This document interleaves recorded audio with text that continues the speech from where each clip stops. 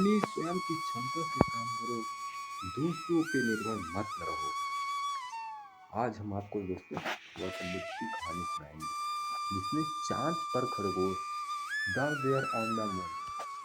तो दोस्तों कहानी शुरू करते हैं, लास्ट तक सुनिएगा।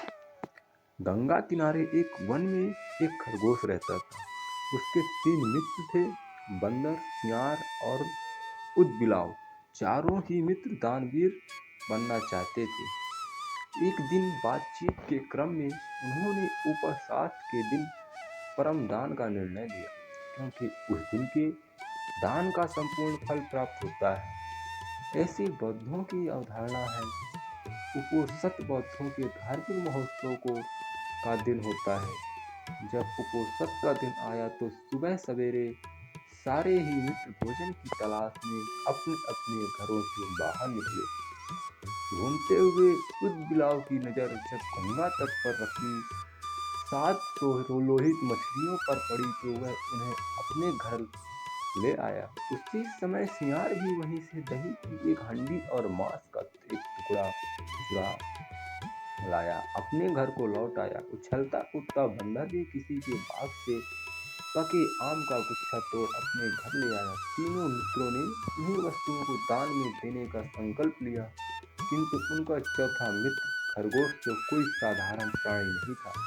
उसने सोचा था वह अपने भोजन अर्थात घास पात का दान जो करेगा तो दान पाने को वाले को शायद ही कुछ लाभ होगा। अतः उसने उपोषित के अवसर पर याचक को परम संतुष्ट करने का उद्देश्य से स्वयं के को ही दान में देने का निर्णय ले लिया। उसके स्वयं के त्याग का निर्णय संपूर्ण ब्रह्मांड को दोलायमान करने लगा और शक के आसन को ही तप्त करने लगा। वैदिक परंपरा में शक को शक या इंद्र कहते हैं। शक जब इस अति अलौकिक घटना का कारण जाना तो सन्यासी के रूप में वह उन चारों मित्रों की दान परायणता की परीक्षा लेने स्वयं ही उनके घरों पर पहुंचे। उदबिलाव, सियार और बंदर के शक को आपने अपने घर से क्रमशः मछलियां, मांस और दही पके आम के गुच्छे दान में चाह, किंतु शक ने उनके द्वारा दी गई दान की वस्तुओं को ग्रहण नहीं किया। फिर वह खरगोश के पास पहुंचे और दान की याचना की। खरगोश ने दान की उपयुक्त और उत्तर को जान याचक अपने संपूर्ण शरीर के मांस को अंगूठी में सेक कर देने का प्रस्ताव रखा। जब अंगूठी जलाई गई तो उसने 3 बार अपने रोमों को झटका ताकि उसके रोमों में बसे छोटे जीव आग में न जले। फिर वह बड़ी शालीनता के साथ जलती आग में कूद पड़ा। शक उसकी दानवीरता पर स्तंभ हो उठे। चिरकाल तक उसने ऐसी दानवीरता न देखी थी और न ही सुनी थी।